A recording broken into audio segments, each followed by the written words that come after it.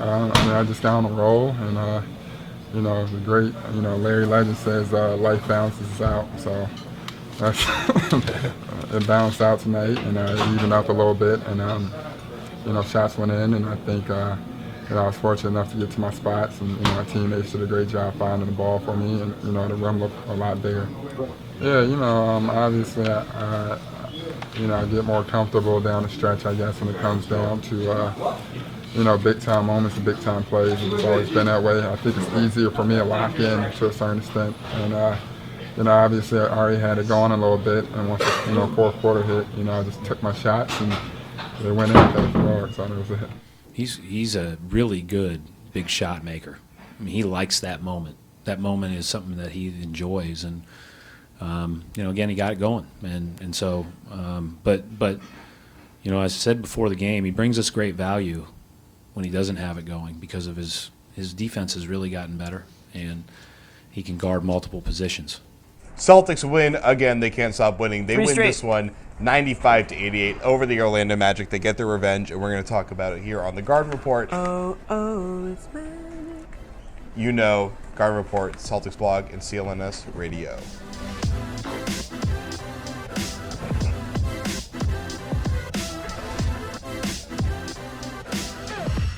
I'm Jared Weiss, joined by Jimmy Toscano of CSNNE and Celtics blog and the Metro.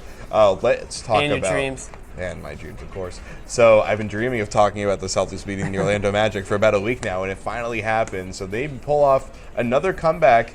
They didn't lead from the 10:38 mark in the second quarter until the 2-minute mark in the fourth quarter, and they don't give that lead up again.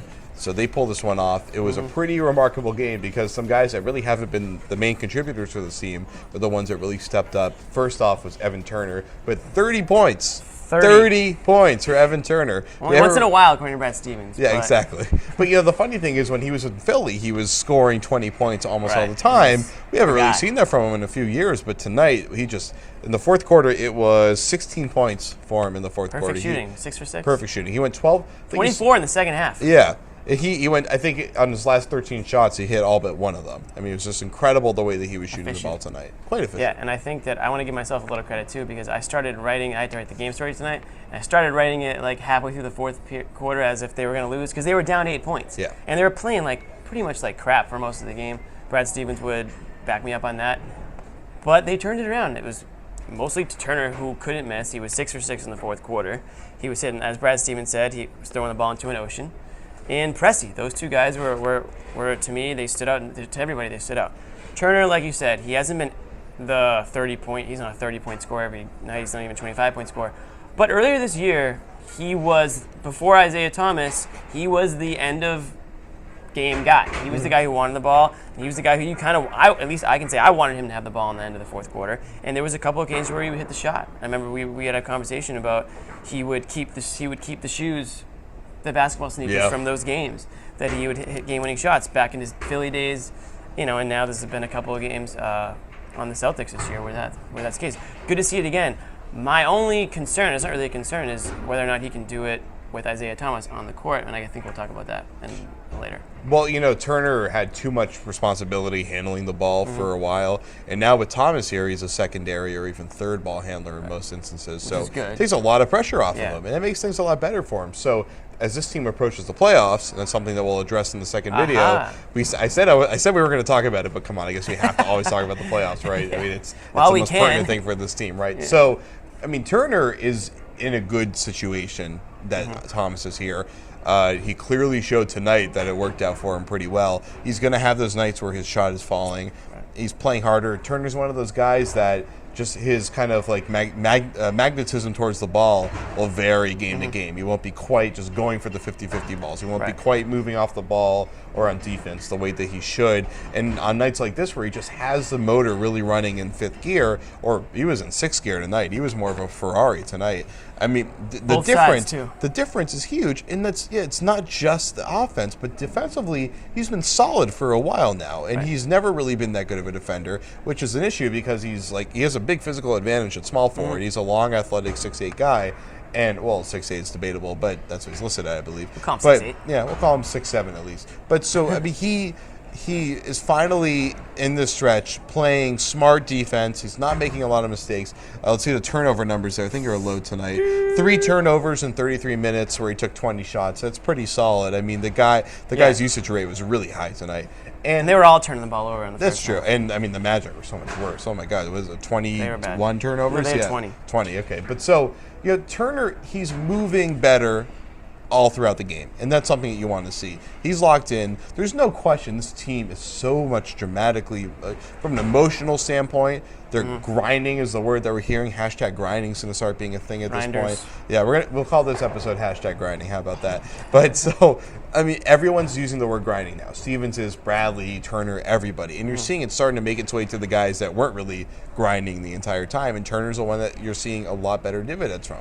Turner's a guy that when they signed him, a lot of people were a little bit skeptical of the signing. Like, it's just a weird signing, 2-year deal. Like, what's he going to do for them? Is he just a guy who's just going to look for his shots on a bad team?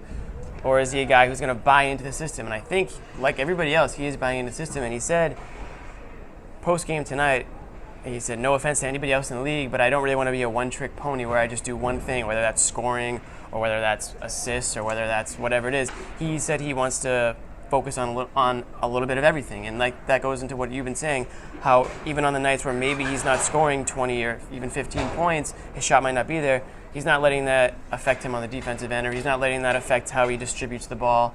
And I just think that's one thing that we've seen him improve this season and under Brad Stevens in a role that changes from game to game. It feels like, whether he's some games when he's playing more of a point guard or a point forward role, and now where he's clearly the forward, and there's guys like tonight it was Pressy, clearly the point guard and bringing the ball up in that way. So it's good to see him. He's kind of like a gecko, where he can just kind of like adapt to the situation and to his surroundings. So it's been nice to watch him play, and he's been one of my favorite players to watch on this team this year.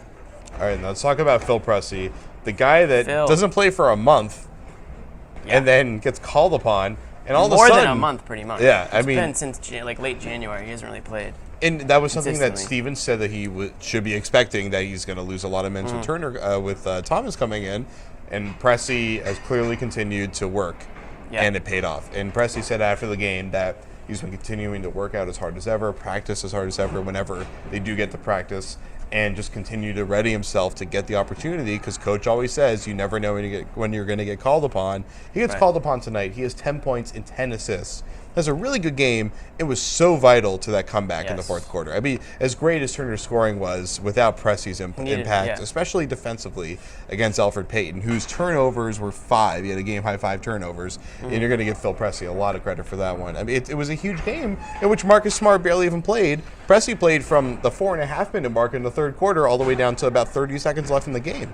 Smart did end up with roughly a couple minutes less than Pressy, but Smart started the game, and when they put Pressy in late in the first quarter, I mean, the Celtics could get less than 0 going on offense. I think they had 10 points or 8 points they had 10 points with under 3 minutes to go in the quarter. I mean, they had nothing going on.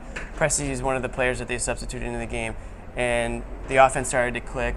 They started to hit some shots. He's distributing the ball, and later on in the game, we're seeing him drive to the hoop. Like, he's attacking the rim like Isaiah Thomas does. He kind of looked like Isaiah Thomas on a number of drives where he would just go up to the rim and throw his body up there and see what happened.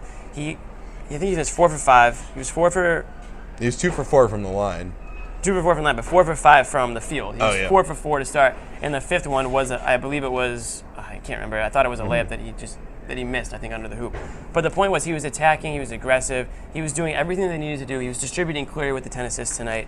And he's a guy that, the Celtics, they don't get to practice much officially, but he is in the gym all the time, and he even goes to the gym after games.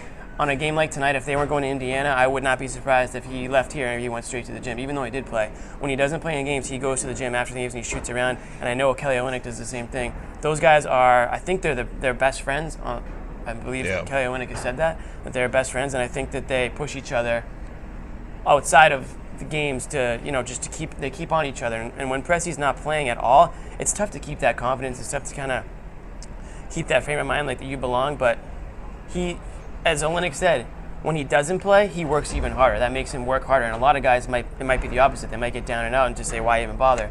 And the last point I want to make is that even when Pressy isn't playing, even when he's not, maybe he's an afterthought, Brad Stevens hasn't forgotten about him. Like we asked Pressy that tonight.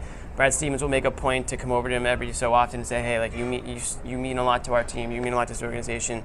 Keep doing what you're doing. Your time's going to come. We're going to need you. And tonight they needed him. And if it wasn't for Phil Pressy, they 1,000% lose this game.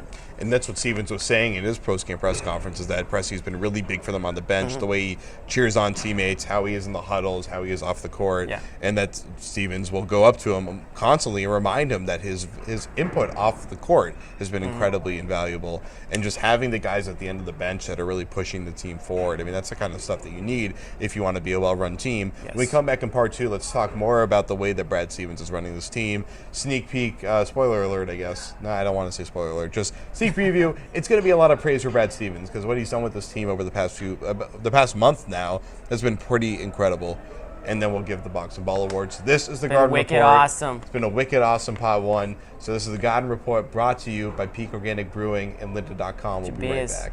I mean, every now and then he'll have a talk with me. If I don't play for 5-6 games, he'll have a talk with me, just tell me to stay ready.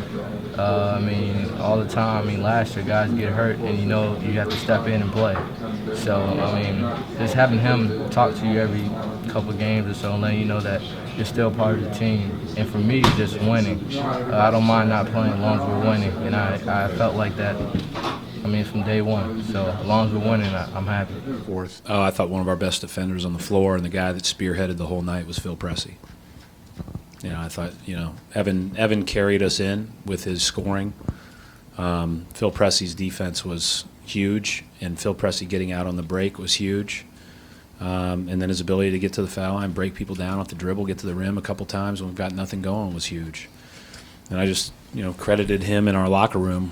You know, he didn't play for a month, you know, but he was a pro, and we've talked about that with him all the time, but usually he's gotten a chance to play. But him responding and just being ready is a real testament to Phil.